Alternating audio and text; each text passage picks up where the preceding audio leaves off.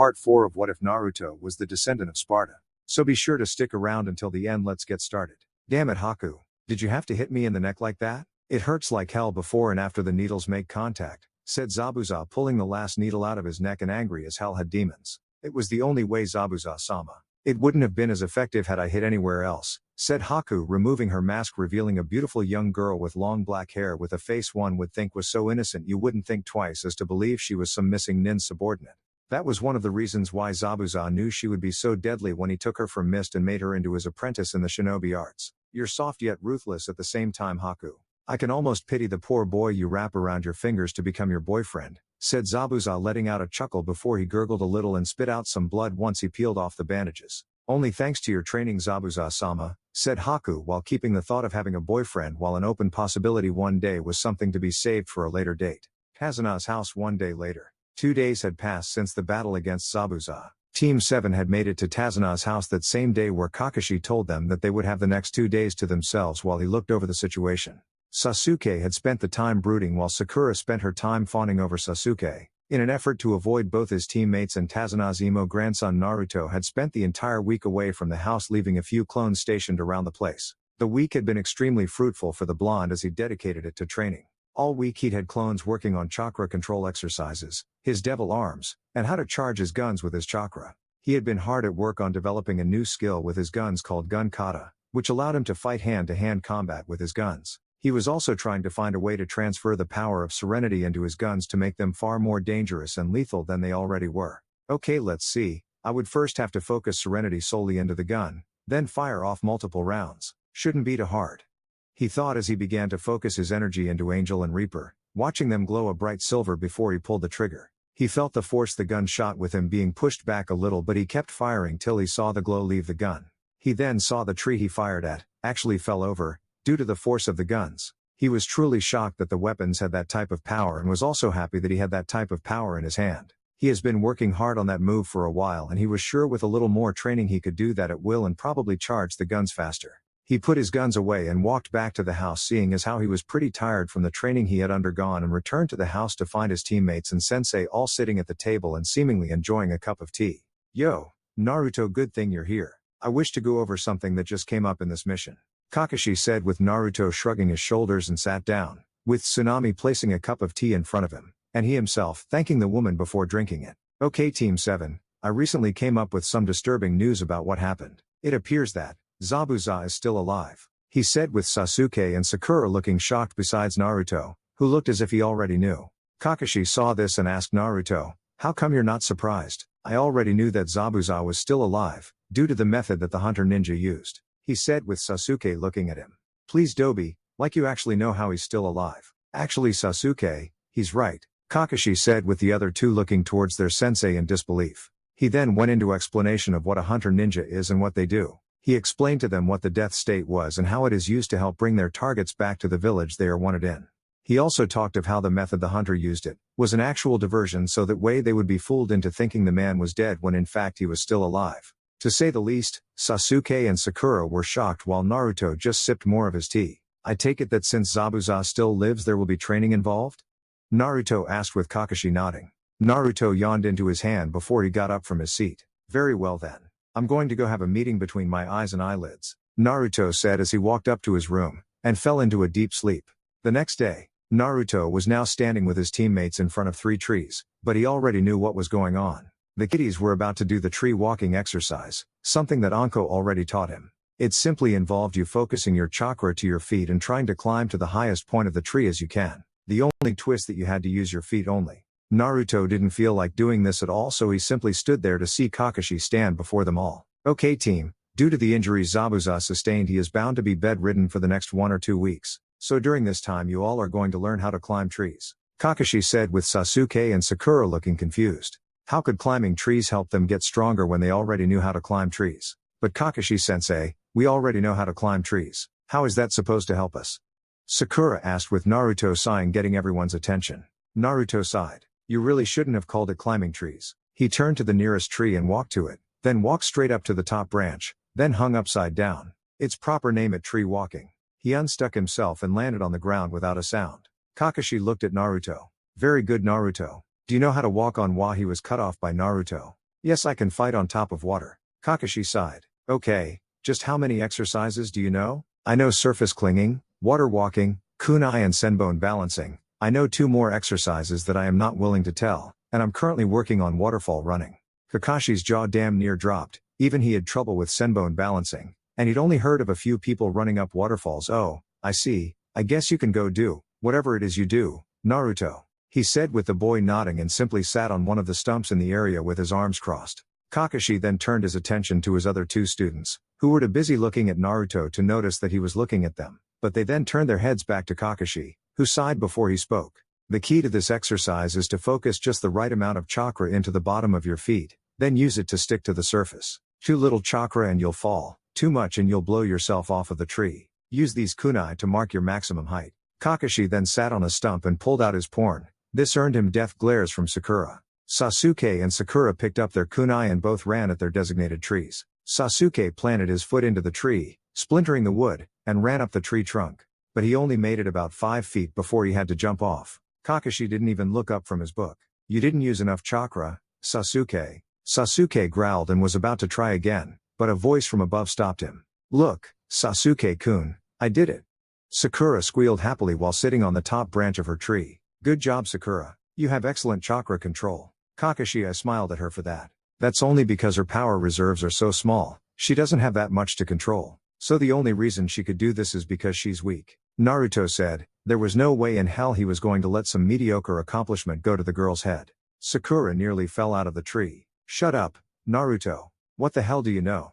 She screamed. I know that my chakra reserves are larger than you 2 little bitches in this clearing combined. I know that you come from a family that has no shinobi in its ranks, which is why your chakra levels are so low. I know that you have never truly trained. I know that you rely on your book smarts to get you through, and even then you aren't as smart as many. And I know that you will be a liability to this team in the future if you don't get your act together. And liabilities are to be dealt with, Naruto said coldly. Sakura was on the verge of tears now. She knew it was all true, but she just didn't want to accept it. Kakashi snapped his book shut and glared at Naruto. Naruto, that's enough. You have gone too far this time. Naruto glared at Kakashi. Stuff it, you pig-fucking cyclops. You should be the one telling her this, so I'm doing your job for you. I just don't sugarcoat anything. Ever. I'm only telling her what she needs to hear, but doesn't want to. No, you're not. You're just wearing down her confidence. I wonder why though? Maybe to build yours up? Kakashi smirked. Naruto snorted. Why would I need to build my confidence up? I'm stronger than them by far and can take you on for more than an hour, so my confidence doesn't need any boosting.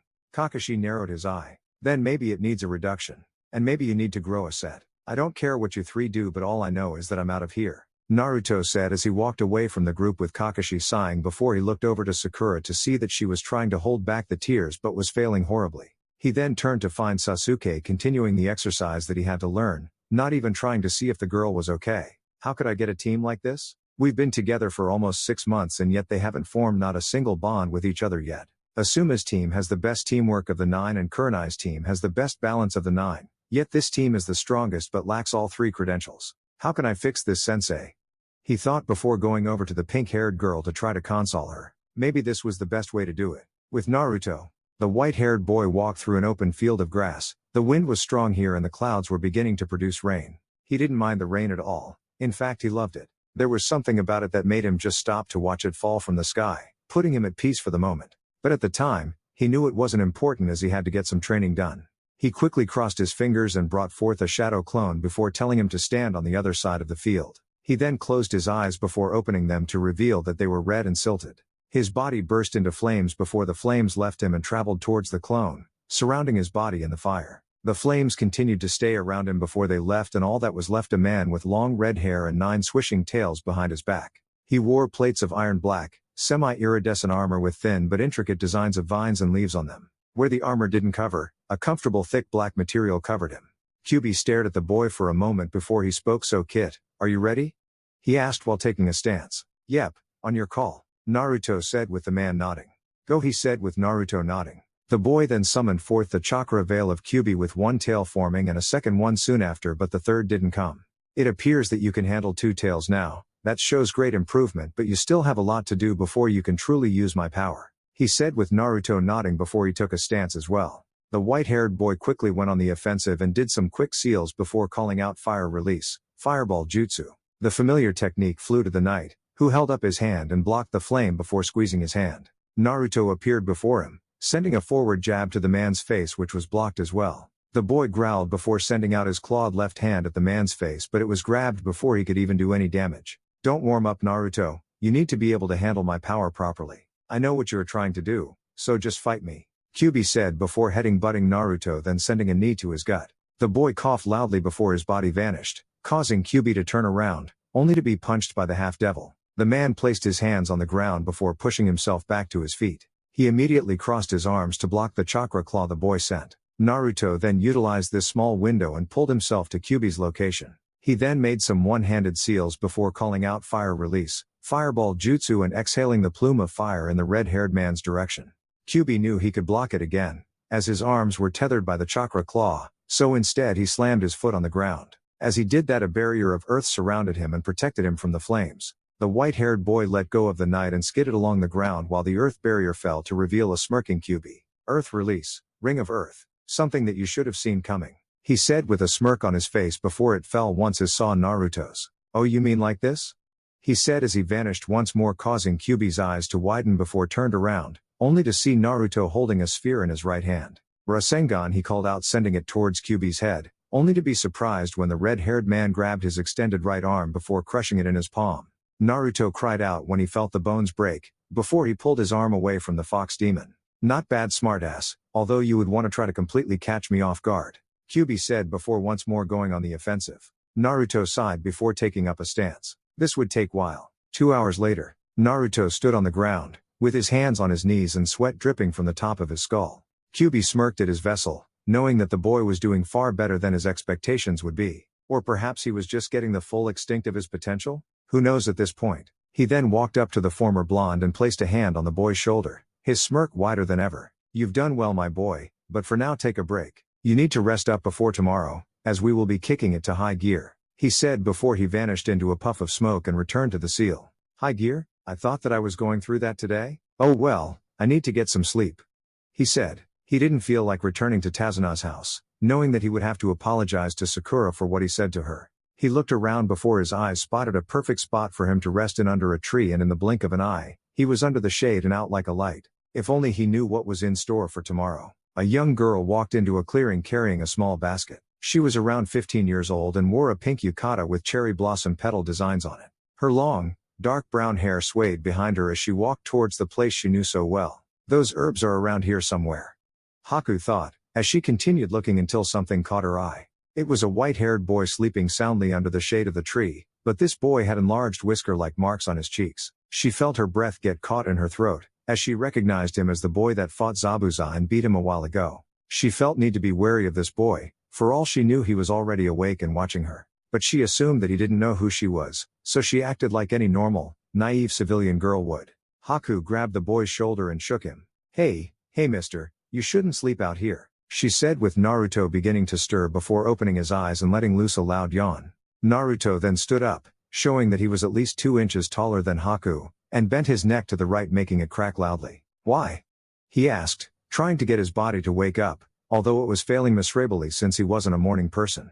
You might catch a cold, she said, though finding it a little hard to look completely at him for some odd reason. Naruto turned his head to face her. I never get sick, it's not possible for me, he said, already knowing who the girl was, even before she entered the clearing, but he decided to play along for the times being. So, why are you here? It's not safe for pretty girls to walk around this place alone, he said with the girl tense a little as if she was preparing for a fight. I'm just here to gather herbs for someone, she said, trying not to sound convincing, even though she didn't know that Naruto already recognized her to be the hunter ninja from before. Right. So please tell me, why are you here? And when I ask that question, I mean why are you in Wave Country with Zabuza? Naruto said with Haku's eyes widening. She quickly tried to play around the new development, but Naruto's look told her not to try it. I take it you understand what the situation is right now. I know that you were the hunter ninja that saved Zabuza's ass when I was trying to give him an honorable death, so why the hell are you here? Naruto asked with the girl sighing. So, how did why you figure it out? She asked while looking away from the boy's gaze. It's simple, the scents on your body are similar to that of the hunter. Plus I smell the scent of blood and sweat that responds to Zabuza's own, which tells me you were working with him. Now if you would be so kind to enlighten me why you are here. Naruto said with the girl looking at him for a few seconds before she spoke. I'm here because I'm hiding from the hunter ninja in my country, she said as she told him about her past and everything she went through, such as killing her father because he killed her mother when he learned that she had a bloodline, how she had to live on the streets until she came across Zabuza, and from that moment on had to live on the run. That's pretty big, Naruto said before he sighed. Look Haku, I'll tell you what, I'm really close to the leader of my village, so I can talk to him into letting you two come back with me to my village, he said with the girl looking surprised at that. But what about your team? Won't they need to be in on what you're going to do? No. I don't trust them one bit and I damn sure am not going to today. I am doing this of my own free will, he said as he turned to leave the girl behind. Think on it first then tell me your decision on the day we meet again. Peace, he said before leaving the ice girl to gasp at that, before thinking on the boy's offer. Elsewhere, Naruto walked along the path leading to Tazuna's house, simply following the scent that he picked up from his time being in the house. He continued along the road before something caught his eye. He looked to the side and found a small crimson kit looking at him as if she needed something. He bent down on one knee and lifted his hand to the kit, which it responded in an instant by running to his hand and climbed up his shoulder. Let me guess, you're all alone aren't you? He asked with the kit nodding, like it understood him perfectly. Naruto smirked before petting the kit on its forehead before he began walking back to the old man's house. For some odd reason, the boy knew that the kit's parents were already dead, so it didn't surprise him when the kit didn't move. 3 days later, Naruto was sitting down at the table, which was filled with food, with a small plate for his little fox companion that he named Sasha. Sasha woke up very happy and energetic but wouldn't leave Naruto's side, not even for a second. Whenever he would walk she would either be beside him, on his shoulder, or on top of his head. He didn't mind that she did that, only that she would fall off if he ever went too fast. During the last 3 days he had been training his little fox companion on any abilities that she has gained from him, after Kyubi told him of a technique to give her power. She so far has received about 3 gifts from him, and 3 from Kyubi. From him, she gained the power to use his impressive healing rate, the ability to manipulate fire and some manipulation of wind, and had a mental link with him and could speak human language though she was still working on it.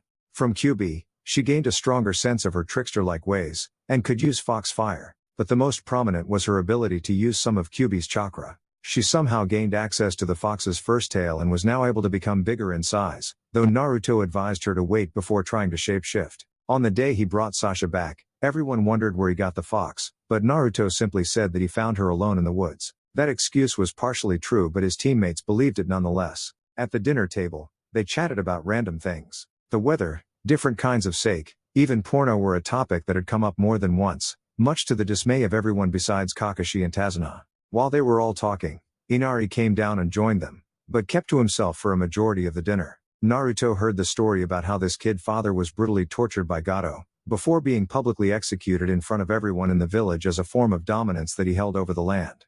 Personally, Naruto felt that the people here are overestimating Gato, letting their fear get the best of them, when they should really be fighting for their home.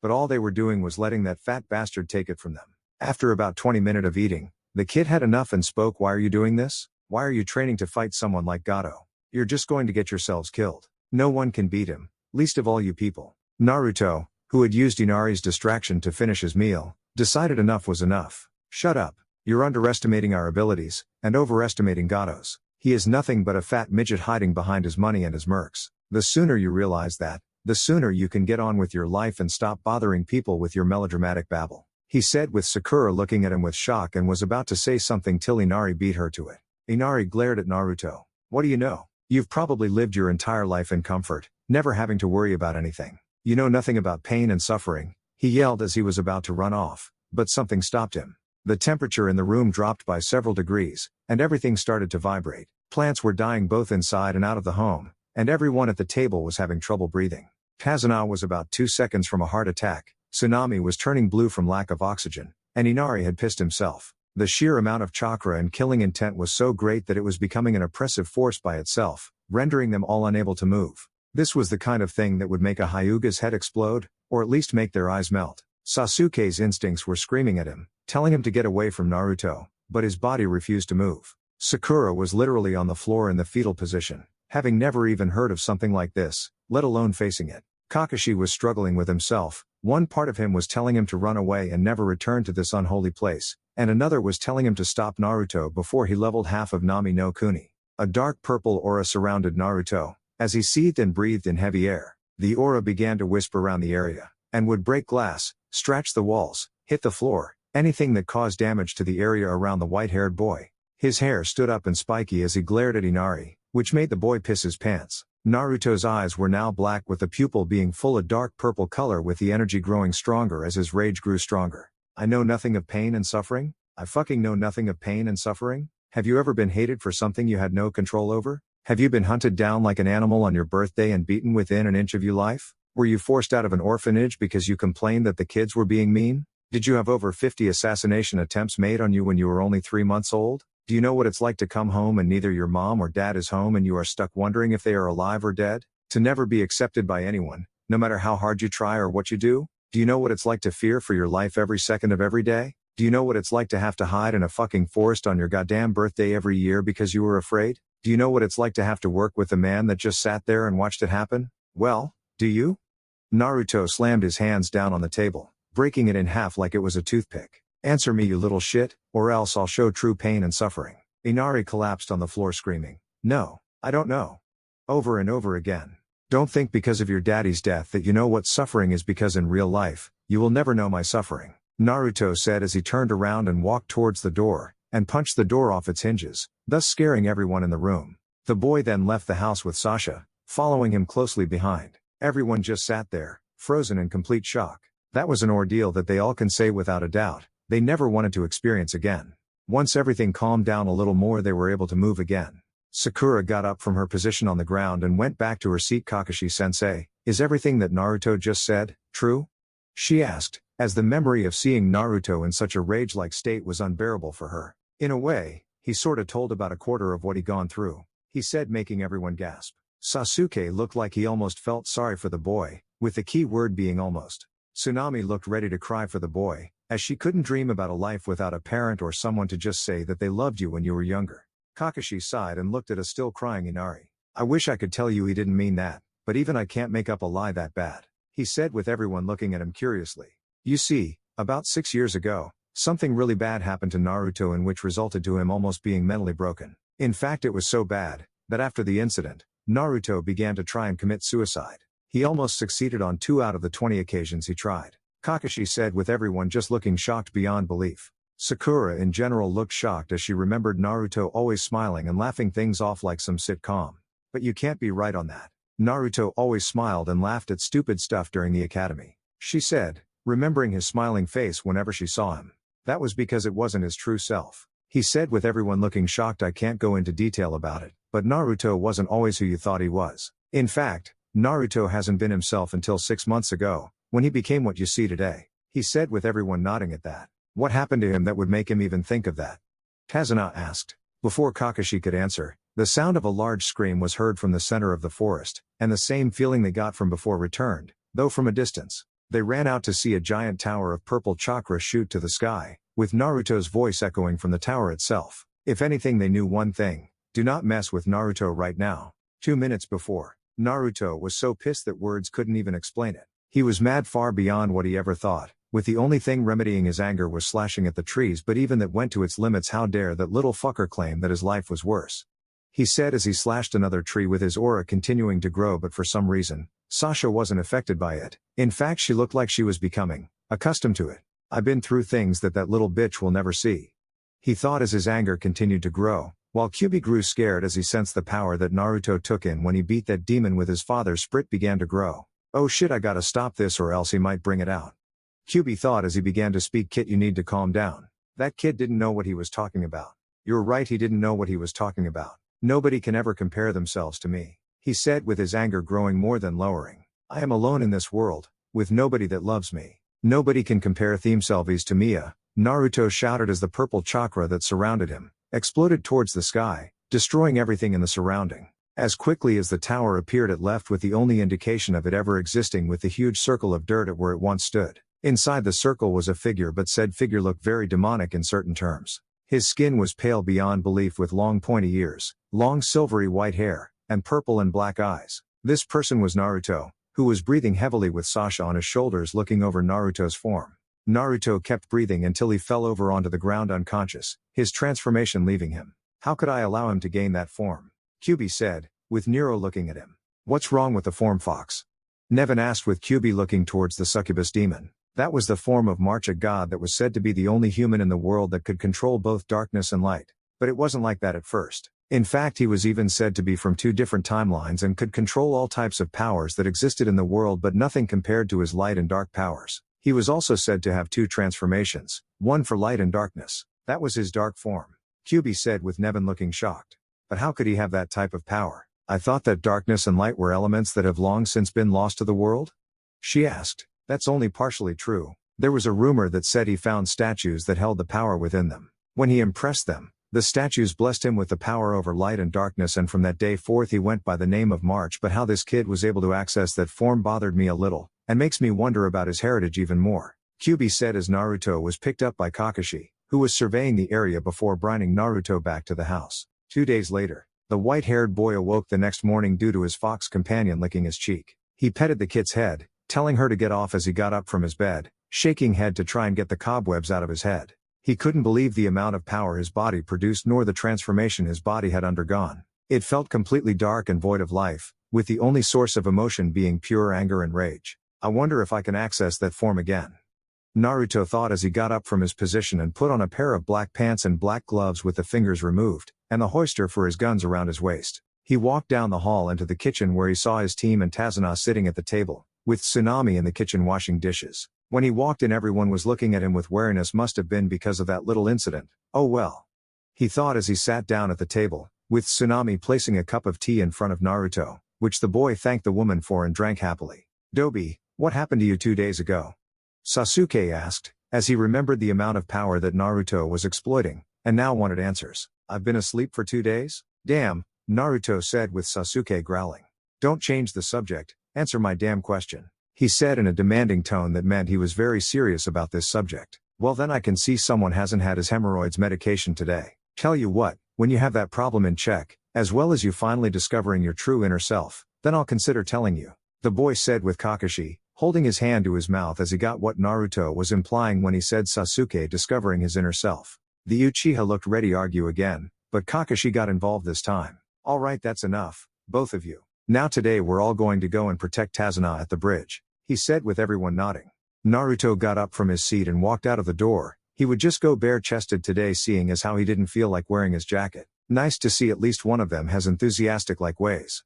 Kakashi thought as he, Tazuna, and the rest of Team 7 left the house, with Tsunami still tending to the dishes. About 10 minutes after they left, Naruto smelled something off to the side of the trail. Blood. He went to go check it out, not bothering to tell his teammates what he was doing. He found himself in a small clearing, staring at a wild boar that had been hacked to pieces. The wounds it suffered were identical to that of a would-be samurai trying to get practice of an animal. So, the fat ass is trying to get some hostages, Naruto deduced, seeing that the blood was still fresh and the corpse still warm. He looked around and spotted a track of bloody footprints in the dirt, and they were heading in the direction of Tazuna's house. QB nodded at that. You better hurry there. I'm sure that they are going to possibly kill one of them in order to get the old man to submit easier. Naruto nodded and went back to his team. I'm going back to your home, Tazuna-san. It appears that Gato has sent some of his thugs after your family. Tazuna's eyes widened in fear. Well, don't just stand there telling us about it. Go.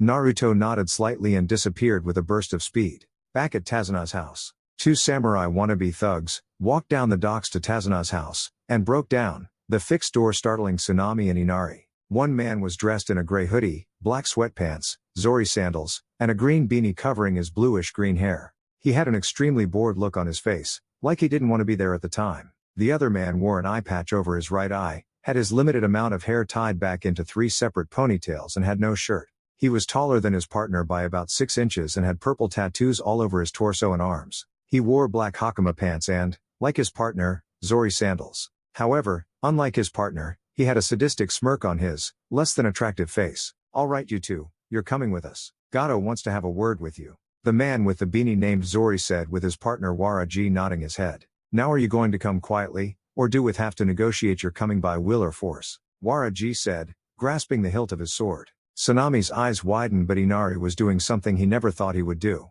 He stood in front of his mother with his arms spread across his shoulders with a look that said he wasn't scared. I won't let you hurt my mom, he said with Tsunami looking surprised before her motherly instincts kicked in and was now trying to get her son out of harm's way. No Inari, get away from them, it's too dangerous, Tsunami said, only for her boy to look at her with a look of determination. No mom, I'm going to protect you like Dad did, after all that's what heroes do. He said before the samurai wannabes looked at each other before they each smirked at each other before they both grasped their hilts. You know, Gato didn't say that both of them were needed. After all he really just needs the bitch, Zori said with Waraji smirking up a storm. Yeah.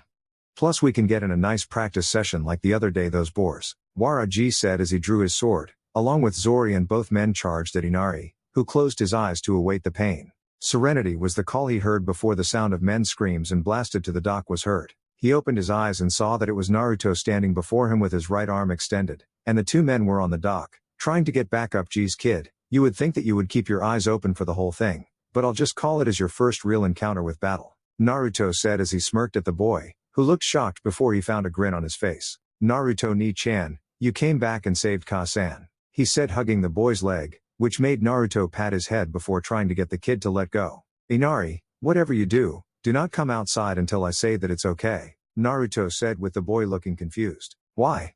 He asked with Naruto form slowly being covered in red chakra as his eyes became blood red. Because I'm about to show these to wannabe samurai that you don't mess with a mother and her son while I'm around, he said as he walked towards the door, while Tsunami hugged her son. Happy that he was alive while berating him for doing something so stupid. Naruto stepped onto the docks, where he could see the samurai dusting themselves off and then griped their swords harder. Okay, brat. You caught us off guard with that move of yours, but it won't work a second time, Waraji said as he looked towards Naruto's shoulders and saw Sasha. He then got a deep grin on his face as he griped his sword. You know what, I think I'll kill that little fox first before I kill you. That way I would have killed 4 things this week instead of just 3, Waraji said, with the small kid growling in anger while Naruto's face turned emotionless. Well then, if you were the one that killed those innocent foxes, I think I should return the favor, Naruto said with Zori speaking next. Oh yeah? And how are you going to do that? He asked. By giving you both brutal deaths, he said holding up his right arm and called out Serenity blasting the 2 samurai off the dock and towards the ground in the back. Zori was the first to get up and held his sword in his right hand. He was about to charge at Naruto, only to find the white-haired boy was in front of him with his left arm going behind Zori's back, with his right hand behind his back. Don't blink, he said as he formed a Rasengan in his right hand and slammed the swirling orb into Zori's stomach. Zori would have been blasted away, had Naruto not held Zori in a firm grip, with chakra added to his feet, to help him stick to the ground. So instead of acting as a means of sending him away, the jutsu acted like a drill, which slowly, and painfully, drilled through Zori's lower half and upper half. Naruto soon felt his arm go through Zori's body and then pulled Zori's upper half off from his lower half and through the body behind his back, or else you would regret the consequences, Naruto said with Sasha, laughing some of her fire powers on the bodies and watched as they burned to ash. Waraji couldn't believe what I just saw. His partner has just been drilled through his stomach and separated from the lower half of his body. He quickly got up from the ground and tried to run, only to realize that his foot was gone and he was pinned to the ground by Naruto's foot on his chest and Naruto holding Yamato. The sword was currently stabbed through the man's elbow, making him cry out in pain, as that was one spot that held many sensitive nerves and if one was hurt then the whole arm was done for. He looked up to see the emotionless expression of Naruto, with his fox companion looking even more pissed than the white-haired boy. Well, look at you, the guy that just a few minutes ago thought he could kill an innocent woman and her child, for a little extra bank, he said as he twisted the sword hard making the pain cry out in pain. People like you make me sick. All you think is that you can do evil deeds and wouldn't have to pay any repercussions for your actions. Well, I think I can tell you, that your actions will be paid today, he said twisting the blade twice before sawing the whole thing off. He would have cut it off, but what fun was that, when he could do it the slow and painful way. Waraji grabbed his arm and screamed out in pain, only for his face to get scratched up by Sasha. He watched as his pet fox tore up the man's face, making him suffer for the evil things he's done in his life. He then called the fox back to his shoulder, which she did without any argument. He then made a quick and deep gash across Waraji's open chest and took hold off his neck and hoisted him in the air while punching his arm into Waraji's wound and opened his palm, and began to focus chakra to his hand. Be sure to tell your partner that life A is a bitch, Naruto said with his voice returning to normal, as he unleashed his third Serenity attack, but this one was his most powerful by far. Waraji felt extreme pressure build up in his body, and all of the pressure being focused to one area. His back began to form a hump with blood beginning to leak through his sweat pores. Waraji felt so much pain that his hearing left him as well as his ability to talk, with the only thing remaining was sight. Naruto then put one more push into his move and watched as it blew the back off Waraji's body, making his body pour out the blood and guts that were built up in that area. Naruto then dropped the body, which was later burned by Sasha. He then made a shadow clone to watch Tsunami and Inari, as he raced off to the bridge. This was going to stop right here, right now. Later, Naruto arrived to find the whole area was covered in a highly thick mist. He walked through it and summoned rebellion to his hand. He saw that Sakura was standing in front of Tazuna as a means to protect him, so he made 4 clones to watch her pathetic ass, while he himself continued on through the mist. He looked around and saw a giant dome of ice. When he looked inside, he saw that Sasuke was getting his ass handed to him. He decided to get involved. In the mirrors, Haku was currently beating the shit out of Sasuke, even with E-Boy's newly activated bloodline, the Sharingan. Sure, at first he was able to dodge a few of them, but after a while she managed to overwhelm him and was now taking full control of the fight. She extended her hand and sent 20 senbon at Sasuke, only to be surprised when Naruto appeared and saved Sasuke from the needles by holding the blunt end of his sword. "Dobi, what the hell are you doing? I had everything under control, you damn do," Sasuke said, only for Naruto to pull out Reaper and aimed it at his head. "Team, shut the fuck up," Naruto said as he pulled the trigger and nailed Sasuke right in the center of his forehead, knocking him out. Haku stepped out from her mirror and looked at Naruto with surprise evident in her face. "How did you do that, Naruto-kun?" she asked, not noticing the kun suffix she added to his name. Naruto, however, smirked at the question she asked and presented his prized creations. "Well, these 2 babies are the only ladies you'll see around me all the time that will never have my babies. Angel and Reaper," started the boy with a smirk. "These 2 are a pair of customized handguns that I made a little over 5 months ago. More specifically, these babies are a pair of M1911 pistols which had at one point been the standard weapons for the military powers of the world, whereas we now use kunai and shuriken. Angel here was customized for fast draws and rapid firing. Reaper, however, was customized for comfort and long-range targeting," explained the boy, getting a curious look from the girl. "Originally what they did was fire out metal shells filled with gunpowder called bullets at high speeds. In fact, a close-ranged shot like what I hit Sasuke with would have put a hole through both ends of his heads if I'd have actually used a bullet. But since the material needed for them has been lost for so many years, they've been redesigned to still fire bullets but with a chakra-conductive metal interior so that it allows a bullet made of pure chakra to be fired that can either knock out or kill an opponent depending on how much chakra is used. As a bonus, when chakra bullets are used, it's silent. Basically, these weapons will revolutionize the ninja world if every ninja had one," Naruto said with Haku nodding. Before they could talk more, the sound of dogs barking and chirping birds were heard throughout the area. The mist cleared a little to reveal Zabuza being held down by ninja dogs with Kakashi right in front of him with a blade of lightning in his hands that gave off the sound of chirping birds. Haku's eyes widened before she looked at Naruto with sadness on her face. "I'm sorry, Naruto-kun, but I'm afraid I won't be able to come back with you," she said, doing some one-handed seals. Naruto's eyes widened and he quickly ran towards the girl only to see her disappear from sight. "Shit, fucking idiot's going to throw her life away," Naruto said to himself as he charged towards Kakashi. If anyone can take that kind of shot and live, it would be him. Beforehand, Kakashi was breathing heavily, as the wound on his chest was beginning to weaken him. He was already focusing chakra into it in order to prevent infection, but that and fighting an S-class nuke nin was too much for him to handle.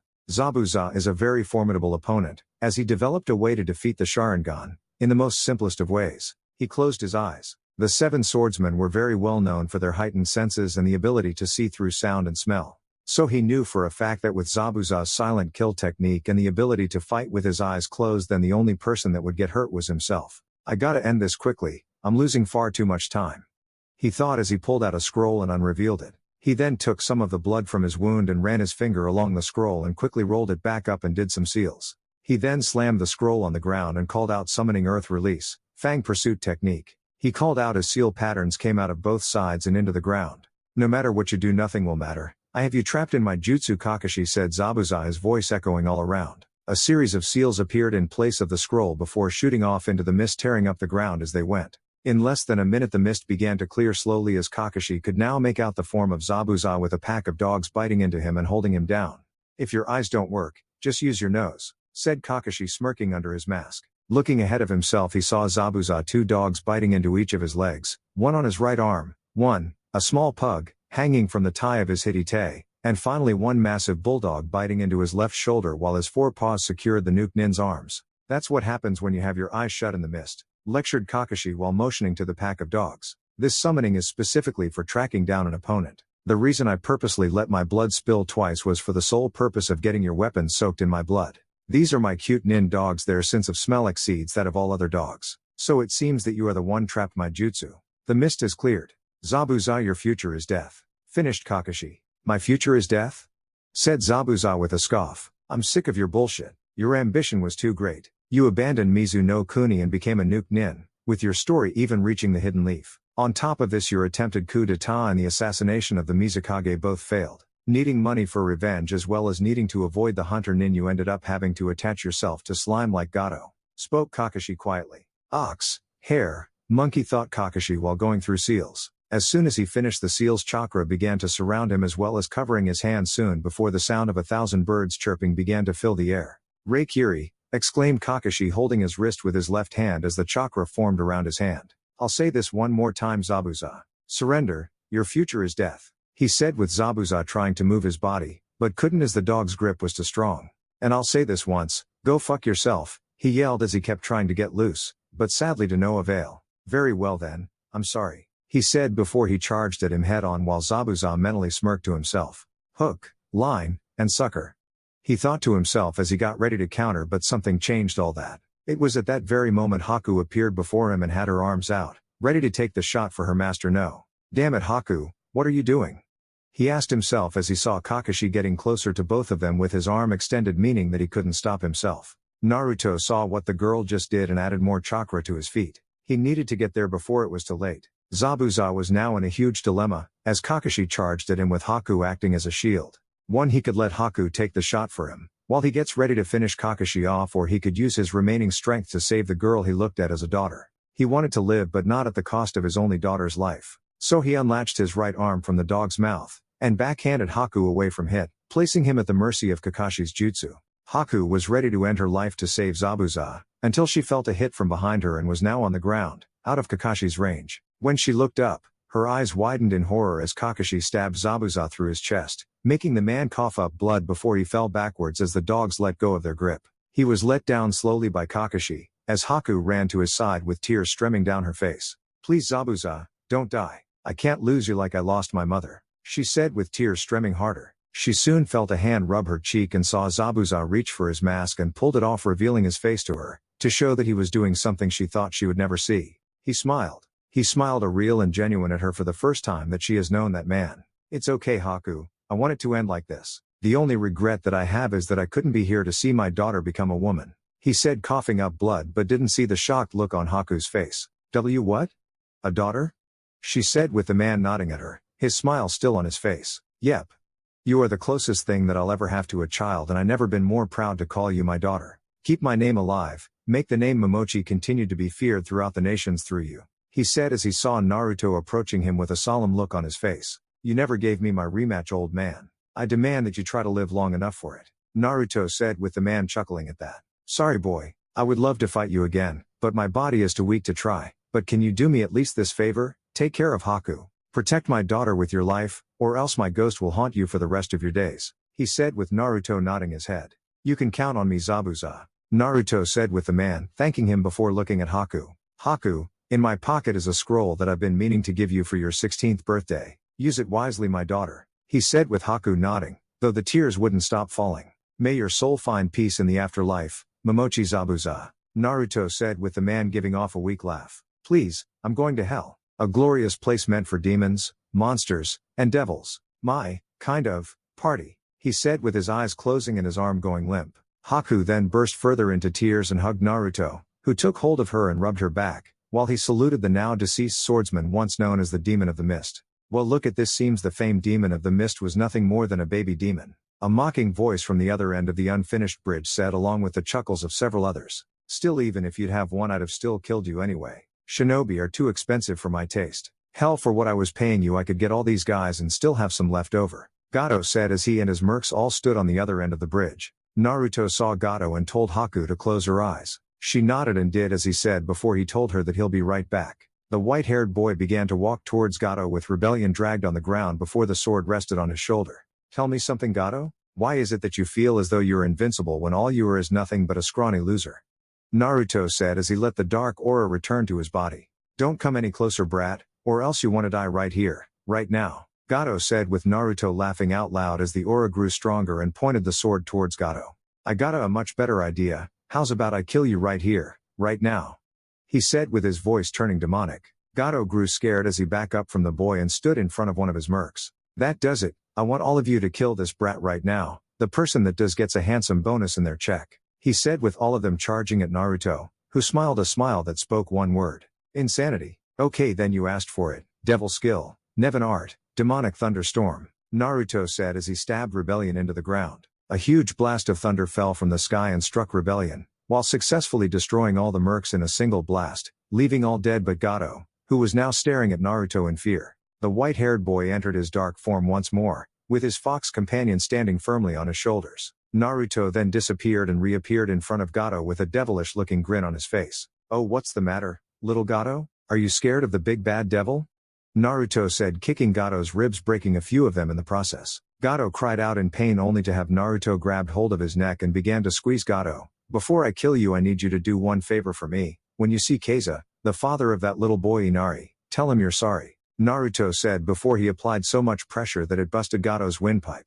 Naruto then tossed him towards the end of the bridge, but the white-haired boy wasn't finished. He then raised his sword and called out Stinger and hit the man between his chest in a quick burst of dark purple energy. The blast was enough to tear his body to shreds and let the remaining pieces of flesh fall into the water below. Naruto panted before his transformation left him and fell over unconscious. 1 week later, Naruto got up from his bed, with one major headache to match. He didn't know what happened, but for some reason he blacked out after he took out Gato and his thugs. I guess it was probably thanks to that transformation I still have no knowledge of. I gotta understand it first before I try to access it, he thought as he got out of the bed and saw that he still had on his black pants and black gloves. As he got out, his door opened to reveal Haku coming in wearing her pink yukata and Sasha on her shoulder. When the ice user saw that Naruto was up, she ran to him and gave him a huge hug, while the fox licked his face letting him know that she was happy. Naruto-kun, you're okay, I'm so glad, she said placing her head on his chest, while silently enjoying how they felt. Naruto-kun? Since when did you start calling me Naruto-kun? The white-haired boy asked with the girl blushing before she let go and did a classic Hinata move and pressed her index fingers together. Sorry, I'm just happy to see that you're awake, Haku said with Naruto smirking as he laying back down on the bed, with the ice user sitting down on the other end. Anyway, what happened while I was out?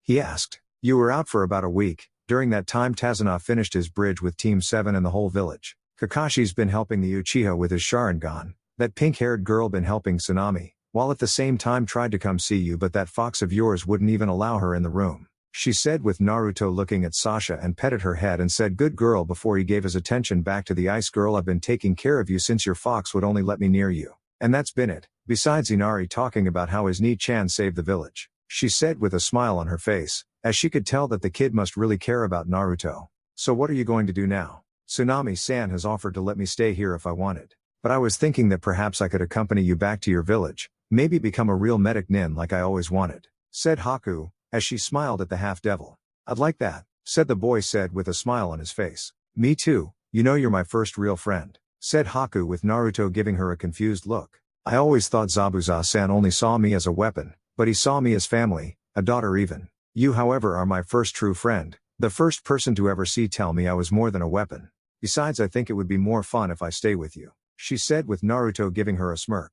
Alright, but know this, when you're around me, nothing is ever the same, he said before passing out. The girl then climbed in the bed and placed her head on his chest. I can already tell, she said before her eyes closed and she fell asleep. Today was the day that everything will change for these two. 2 days after Naruto woke up, Team 7 and Haku all stood before the newly completed bridge. Beforehand Naruto took it upon himself to take the sword of Momochi Zabuza with him, as he knew the man wouldn't mind it, as that alone would keep his memory alive. Naruto first took hold of the sword. He felt something strange coming off the sword. The sword gave off the feeling of something demonic deep within.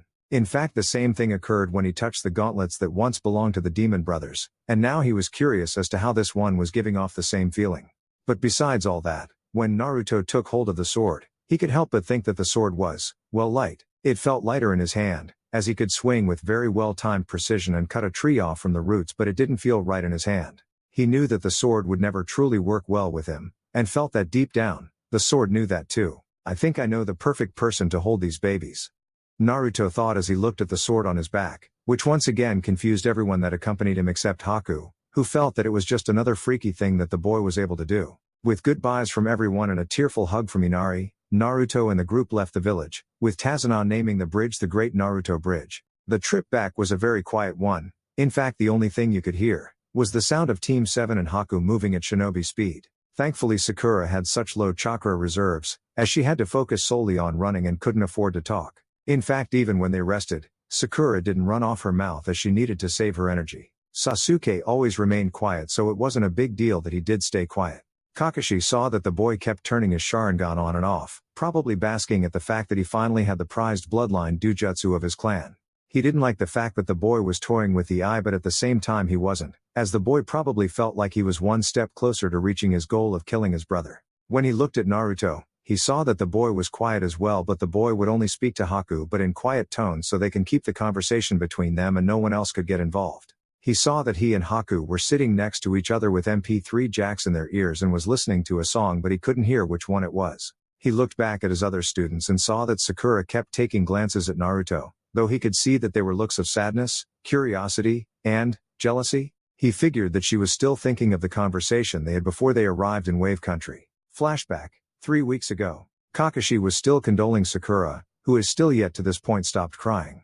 Kakashi could tell that Naruto's words had not only sunk in, but also made her truly look at herself the way Naruto said. "Kakashi-sensei, why would he talk to me like that?" she said, starting to calm down but still had tears trailing down her face. "It's because Naruto doesn't like it when others think that they know more than him. You see, Naruto was born exactly 3 months before the fox attacked the village. I had to watch him, while his parents went into the battlefield. But sadly they didn't make it and Naruto became an orphan," he said, with Sakura looking shocked. "He was always alone and was forced to raise himself while many villagers simply shunned him for reasons only he can tell," he said, with Sakura looking down. "Is that the reason he was always smiling and trying to get people's attention through his pranks and just being stupid?" she asked, as she would remember the old blonde Naruto pulling pranks and would always smile at everything. "Yes and no," he said, with her looking confused. "Yes, he did do it for that reason, because he felt that since all he ever got was glares, then he should prank and smile to make people see him for who he was. But at the same time, he only did that while lying to himself and all you at the academy. In all truth, Naruto wasn't like that at all," he said, making Sakura look curious. "What do you mean at all? I always thought that he was like that just because he was an orphan?" she said, with Kakashi trying to simply forget she said that, because he was an orphan too, and if push came to shove Sasuke would say something too. "Naruto was always alone, Sakura, while you had both of your parents at home. All he has ever had was himself and Hokage-sama, and even then he wasn't enough to help him. He had to teach himself how to do things, and he had to teach himself how to rely on his own abilities and learn to trust nobody. Sakura, he had to live off the streets for damn near his whole life, and for you to try and make him feel worthless is wrong. You don't treat people like you're better than them, because in real life you could have had the same type of life he had," Kakashi said, with Sakura looking down at that.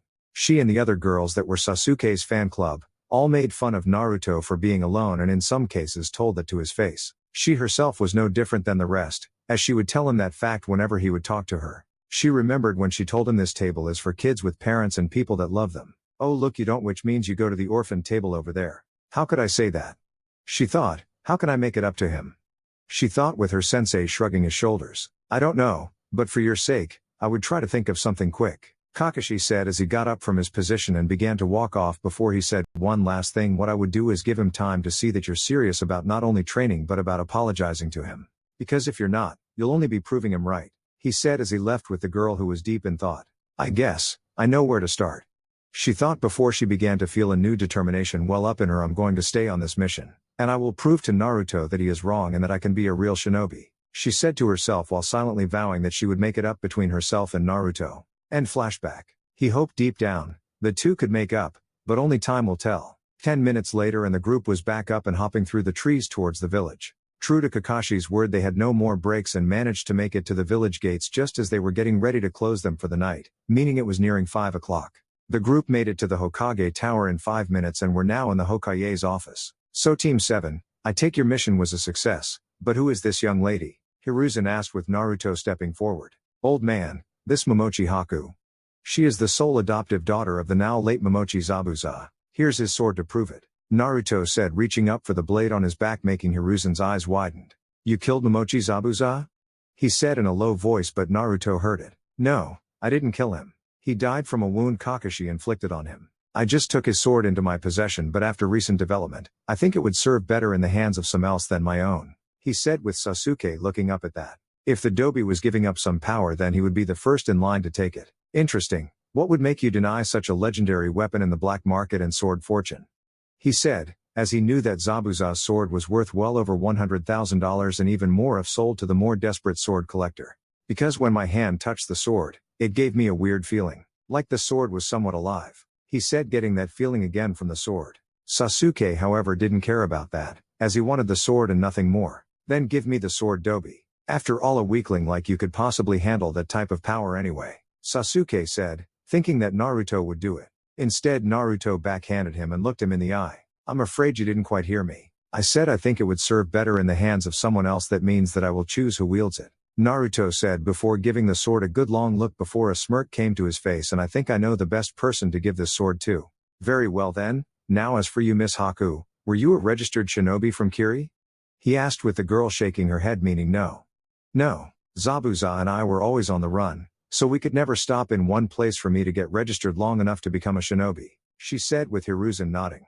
Very well then, Naruto-kun, please take her to the administration office and have her registered under any rank that she wants, he said with Naruto speaking. Old man, Haku also wants to be a medic, so do you think that you can set that up?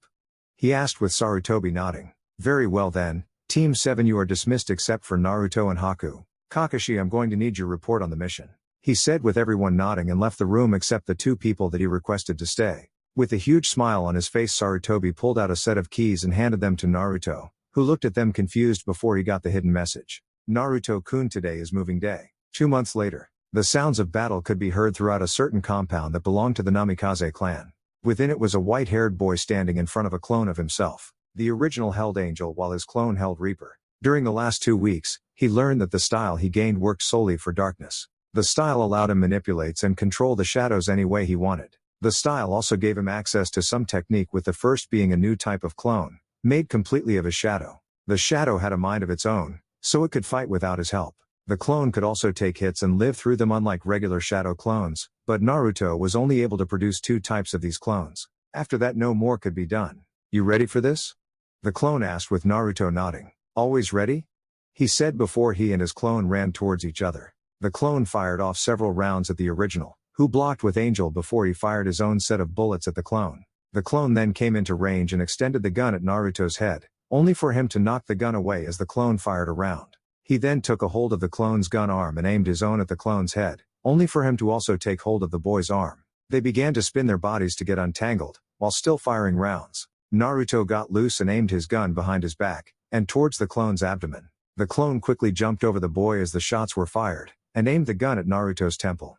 The white-haired boy ducked as the gun went off, before spinning on his right heel and sending another shot, which the clone blocked. Naruto then pushed his clone's gun before grasping the clone's hand and went under it before bringing his gun underneath the clone's chin and fired a round, sending it through the clone's skull. Naruto smirked at that. The last fight he went under using gun kata lasted a full minute, but, thanks to the constant training in it, he could now fight with it for under 15 seconds and still get the kill in. You know, kid, there is another way for you to master it faster, Kyuubi said with Naruto stopping and listened to his partner. What do I have to do?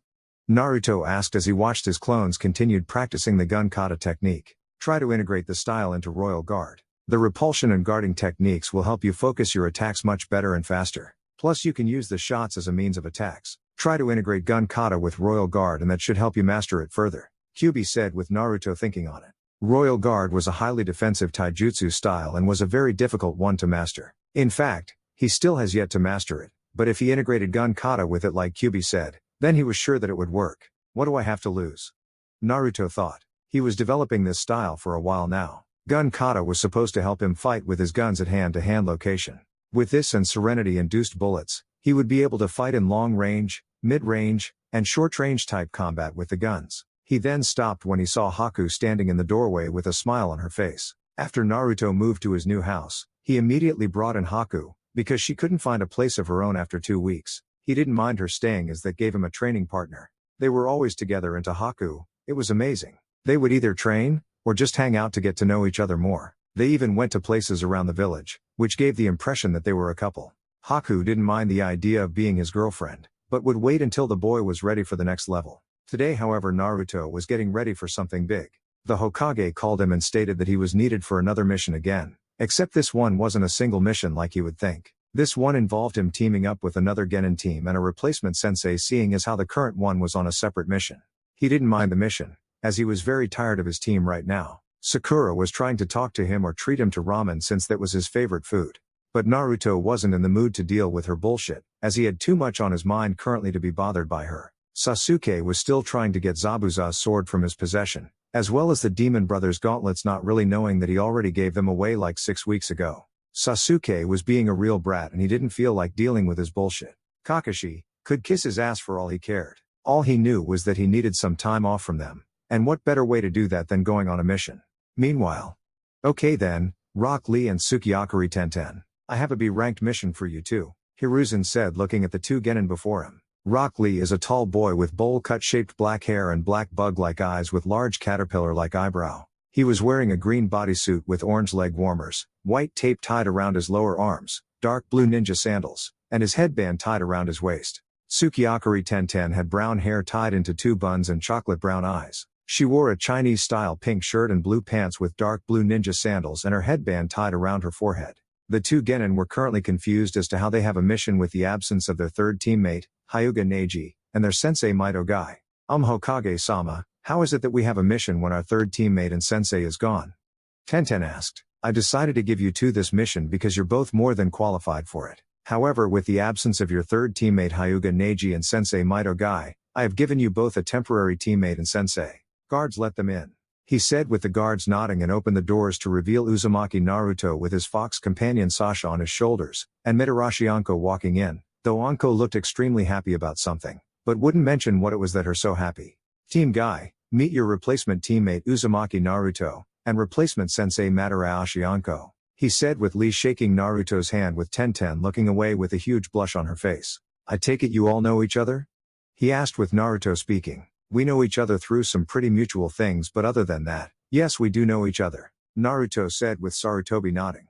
Very well then. Now then, this is your mission. I wish for you to head over to the land of swamps and help an old friend there with a problem, he said, with everyone looking intrigued. There are a large number of missing reports in that village and the claims that they are under constant attack by a demon and a witch. Your mission is to go over there and protect the people from the problem, he said, handing them the scroll. Naruto looked at it for a few moments before a serious look came to his face. Old man, is the land of swamps also known as the land of the spirit tree? He asked. Why, yes it is. Why do you ask? Oh, it's nothing, just something I wanted to know, Naruto said, although he knew more about this place than most would. Very well then. You have 2 months to accomplish this mission. Dismissed, he said, with everyone nodding before leaving the office. It was time to shake things up again. And guys, this is the end. I hope you guys enjoyed See Time.